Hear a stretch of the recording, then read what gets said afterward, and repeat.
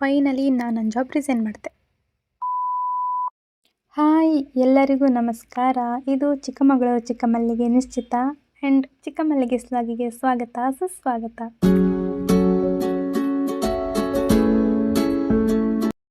ಹೌದು, ನಾನು ನನ್ನ ಜಾಬ್ನ ರಿಸೈನ್ ಮಾಡಿದೆ.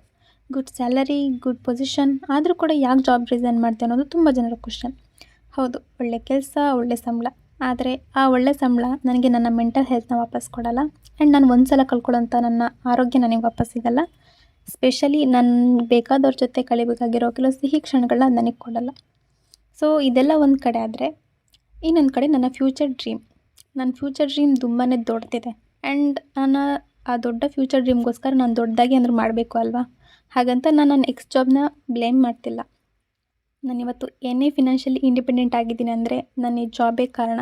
ಆ್ಯಂಡ್ ನಾನು ಇವಾಗ ಮುಂದೆ ಏನೇ ಆಗಿದ್ರೂ ಕೂಡ ನನ್ನ ಈ ಜಾಬ್ ತುಂಬಾ ಕಾರಣ ಆಗಿರುತ್ತೆ. ಆ್ಯಂಡ್ ಆ ಜಾಬ್ ನನ್ನ ಫ್ಯೂಚರ್ ಡ್ರೀಮ್ಗೋಸ್ಕರ ನಾನು ತೊಗೊಂಡಿರೋಂಥ ಸ್ಟೆಪ್ಪಿಗೆ ತುಂಬಾ ಹೆಲ್ಪ್ಫುಲ್ ಆಗಿದೆ.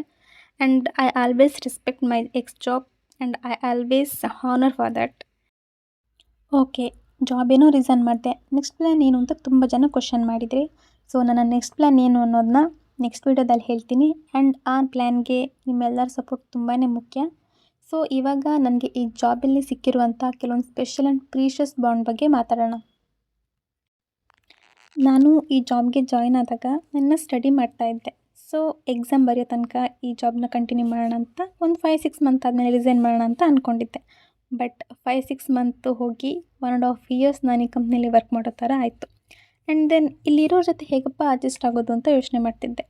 ಇಲ್ಲಿರೋರ ಜೊತೆ ಅಡ್ಜಸ್ಟ್ ಆಗಿ ನನಗೇನಾಗಬೇಕು, ನಾನು ನನ್ನ ಕೆಲಸ ಮಾಡಿದ್ನ, ಸ್ಯಾಲ್ರಿ ಸಿಗ್ತಾ, ಮನೆಗೆ ಹೋದ್ನ, ಇಷ್ಟಲ್ಲೇ ಇರಬೇಕು ಅಂತ ಅಂದ್ಕೊಂಡಿದ್ದೆ.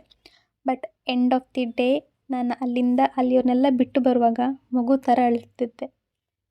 ನನಗೆ ಗೊತ್ತಿಲ್ಲದೆ ನಾನು ಅಷ್ಟೊಂದು ಅಲ್ಲಿರೋ ಜೊತೆ ಅಟ್ಯಾಚ್ಮೆಂಟ್ ಇಟ್ಕೊಂಡಿದ್ದೆ. ಆ್ಯಕ್ಚುಲಿ ನಾವೆಲ್ಲ ಒಂದು ರಿಟೇಲ್ ಫೀಲ್ಡ್ನಲ್ಲಿ ವರ್ಕ್ ಮಾಡ್ತಿದ್ದಿದ್ದು. ಅದರಲ್ಲಿ ನಾನು ಒಂದು ಹೆಸರಾಂತ ಕಂಪನಿಯಾದ ಪಾಂಡ್ಸ್ ಬ್ರ್ಯಾಂಡ್ನಲ್ಲಿ ವರ್ಕ್ ಮಾಡ್ತಿದ್ದೆ.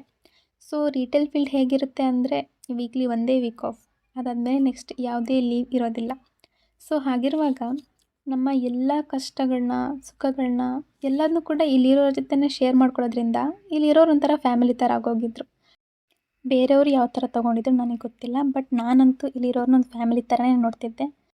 ಯಾವುದೇ ಹಬ್ಬ ಬಂದರೂ ಅಷ್ಟೇ, ನಮ್ಮ ಬರ್ಡೇ ಕೂಡ ನಾವಿಲ್ಲೇ ಸೆಲೆಬ್ರೇಟ್ ಮಾಡ್ಕೊತಿದ್ವಿ. ಇಲ್ಲಿರೋ ಜೊತೆ ಅದು ಎಷ್ಟು ಮರೆಯಲಾಗದಿರೋಂಥ ಬಾಂಡಿಂಗ್ ಮೆಮೊರೀಸ್. ಮತ್ತು ಇನ್ನೊಂದು ಖುಷಿ ಏನಿತ್ತು ಅಂದರೆ, ನಂದು ನನ್ನ ಅಕ್ಕಂದು ಲಕ್.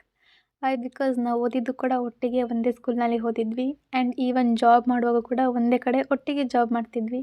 ಬೆಳಿಗ್ಗೆ ಒಟ್ಟಿಗೆ ಹೋಗಿ ಸಂಜೆ ಒಟ್ಟಿಗೆ ಬರ್ತಿದ್ವಿ. ಬಟ್ ಅದನ್ನು ಕೂಡ ಇವಾಗ ನಾನು ತುಂಬಾ ಮಿಸ್ ಮಾಡ್ಕೊತೀನಿ.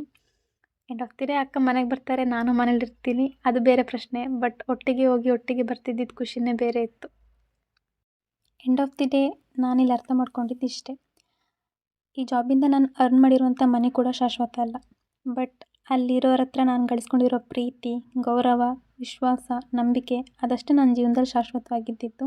ಆ್ಯಂಡ್ ಈ ಜಾಬ್ ಆ್ಯಂಡ್ ಇಲ್ಲಿರೋ ಜನ ಎಲ್ಲರೂ ಕೂಡ ನನಗೊಂದು ಪಾಠನ ಹೇಳಿಕೊಟ್ರು. ವ್ಯಾಲ್ಯೂ ಆಫ್ ಟೈಮ್ ಆಗಿರ್ಬೋದು, value of people, value of relationship, value of money, everything ಎಲ್ಲದೂ ನನಗೆ ಈ ಕೆಲಸ ಇಲ್ಲಿರೋ ಜನ ಕಲಿಸ್ಕೊಟ್ಟಿದ್ದಾರೆ. And as a middle class ಹುಡುಗಿಯಾಗಿ ನನಗೆ ಈ ಜಾಬ್ ತುಂಬಾ ಮುಖ್ಯ ಆಗಿತ್ತು. ಅಟ್ ದ ಸೇಮ್ ಟೈಮ್ ನನ್ನ ಫ್ಯೂಚರ್ ಡ್ರೀಮ್ಗೋಸ್ಕರ ನಾನು ಈ ಜಾಬ್ನ ಬಿಡೋದು ಕೂಡ ಅಷ್ಟೇ ಮುಖ್ಯ ಆಗಿತ್ತು. And thank you so much guys. ನಿಮಗೆಲ್ಲರಿಗೂ ಎಷ್ಟು ಥ್ಯಾಂಕ್ಸ್ ಹೇಳಿದ್ರೂ ಸಾಕಾಗಲ್ಲ. ಬಿಕಾಸ್ ನಮಗೆ ಏನೇ ವರ್ಕ್ ಪ್ರೆಷರ್ ಇದ್ದರೂ ಕೂಡ ನಿಮ್ಮ ಜೊತೆಗೆಲ್ಲ ಕೆಲಸ ಮಾಡುವಾಗ ಅಷ್ಟು ಖುಷಿಯಿಂದ ನೆಮ್ಮದಿಯಿಂದ ಕೆಲಸ ಮಾಡಿದ್ದೀನಿ. Thank you so much and love you all. ತುಂಬಾ ಮಿಸ್ ಮಾಡ್ಕೊತೀನಿ ನಿಮ್ಮೆಲ್ಲರನ್ನೂ. ನೀವೆಲ್ಲರೂ ಕೂಡ ನನ್ನ ಜೀವನದಲ್ಲಿ ಒಂದು ಸ್ಪೆಷಲ್ ಪ್ಲೇಸ್ನ ತೊಗೊಂಡಿದ್ದೀರಾ. ಆ್ಯಂಡ್ ನನ್ನ ಜೀವನದ ಅತ್ಯುತ್ತಮ and most special and beautiful chapter ಆಗಿರ್ತೀರ. Thank you so much guys. Thank you so much. Miss you all.